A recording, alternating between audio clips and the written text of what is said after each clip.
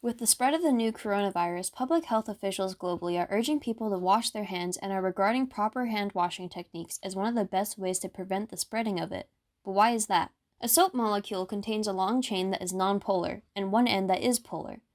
The part that is polar likes to interact with water because water is also polar, and the long chain that is nonpolar likes to interact with grease and dirt. Most viruses are a complex of RNA, proteins, and lipids. They assemble with the lipids making up the lipid envelope or membrane, holding the virus together. Notably, there are no strong covalent bonds holding these units together, just weak non-covalent interactions. They are held together by hydrogen bonds. Washing your hands with just water is not effective. The lipid membrane is nonpolar. Because regular water is polar and like interacts with like, the water would not interact with the nonpolar lipid membrane. Furthermore, the skin is the ideal surface for viruses because the fatty acids that the nonpolar dead skin cells provide interact with the nonpolar fatty lipid layer of the virus because, again, like interacts with like. The virus adheres to the skin because of these fatty acids better than it adheres to water, competing with just hydrogen bonds, so washing the virus off with just water isn't effective. Soap outcompetes the interactions between the virus and the skin surface, however.